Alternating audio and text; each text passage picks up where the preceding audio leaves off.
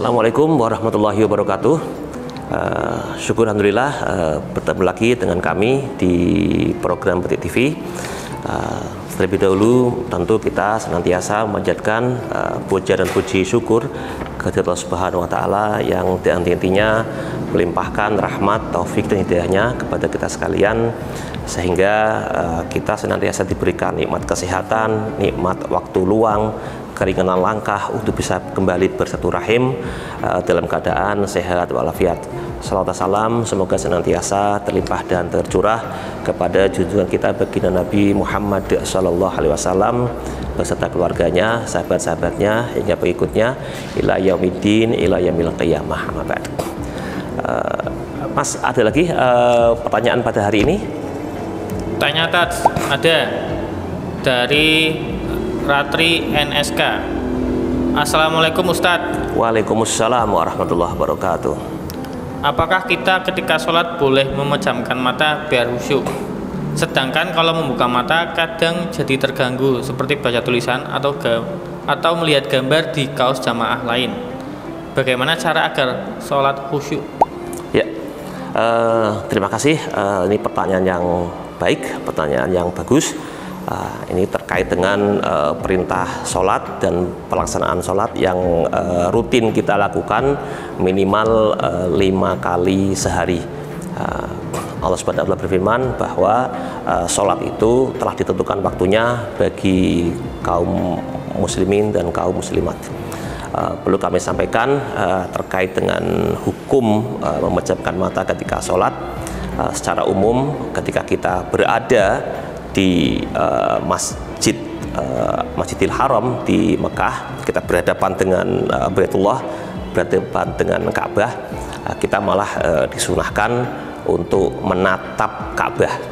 Ketika kita berada, kita masih haji atau umroh, atau kita sedang berada di Masjidil Haram, kita disunahkan untuk menatap Ka'bah. Kemudian apabila kita berada di lingkungan Masjidil Haram tetapi terhalang untuk tidak dapat menatap Ka'bah, maka kita disunahkan untuk menghadap ke tempat sujud, sehingga kita berfokus di situ, kita melafalkan takbiratul ihram sampai dengan ruku, kemudian sujud, i'tidal, itu tetap kita menghadap ke tempat sujud. Kemudian ketika kita bertahiyat, baik tasyahud awal maupun tasyahud akhir, kita disunahkan untuk menatap ujung telunjuk kita. Jadi kita ketika at-tahiyatulillah sampai dengan menjelang salam, ini kita disunahkan untuk menatap ujung telunjuk. Kemudian bagaimana kalau kita agar lebih khusyuk dan tidak melihat ke jamaah lain dan sebagainya, kita memejamkan mata. Beberapa literatur yang saya baca, ini memang hukumnya makruh ketika kita sholat sambil memejamkan mata.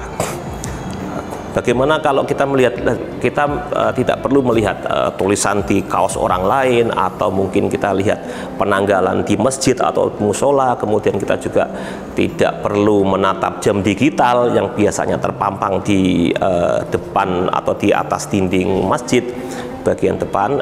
Kita tetap fokus pada melihat di tempat sujud kita. Ada banyak hikmah, ada banyak filosofi ketika kita takbiratul ihram, kita baca doa iftitah, kemudian kita baca al-fatihah dengan tetap melihat ke tempat sujud.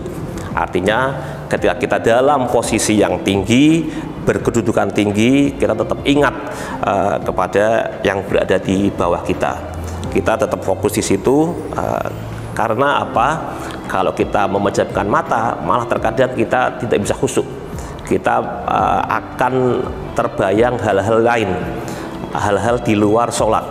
Kita akan terbayang kehidupan duniawi kita, pekerjaan yang belum selesai, PR yang belum tuntas, kemudian kendaraan mungkin yang belum lunas, dan lain sebagainya. Kita kadangkala ketika memejamkan mata, justru kita seperti membuat program kerja di waktu sholat.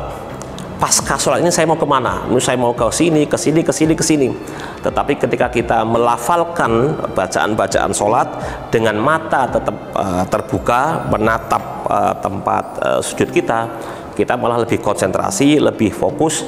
Dan khusyuk itu bukan berarti kita tidak mendengar orang lain berkata, bukan berarti kita tidak tahu aktivitas di sekeliling kita, tetapi khusyuk itu adalah ketika kita tetap melaksanakan kaifiah sholat dengan sebaik-baiknya.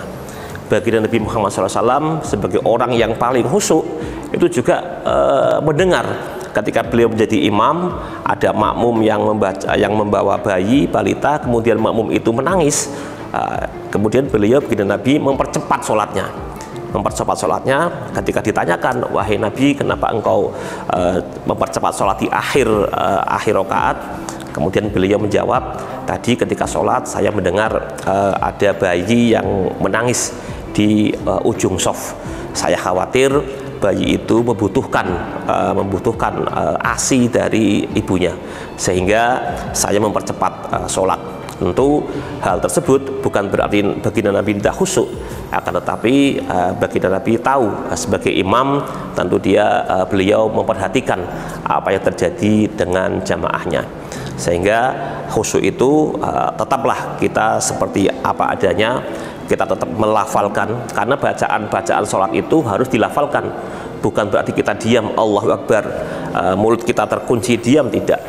Tetap dilafalkan, bibir ini tetap digerakkan sesuai dengan sunnah beliau baginda Nabi. Sampai dengan akhir, sampai dengan salam, kita tetap fokus pada pekerjaan kita, yaitu menunaikan ibadah sholat. Semoga ke depan ibadah sholat kita akan semakin berkualitas, iringi sholat wajib kita, sholat fardu kita, mulai dari subuh, zuhur, asar, maghrib, isya, dengan sholat-sholat rawatib, dengan sholat-sholat sunnah, sholat tahajud, duha, dan lain sebagainya. Dan ingat, ketika kita memasuki masjid,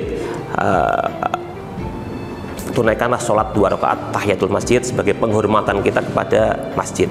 Dan harapan kita semua, semoga sholat-sholat sunnah kita ini bisa menopang sholat-sholat wajib kita yang mungkin terlambat, tidak ditunaikan dengan baik, dan lain sebagainya.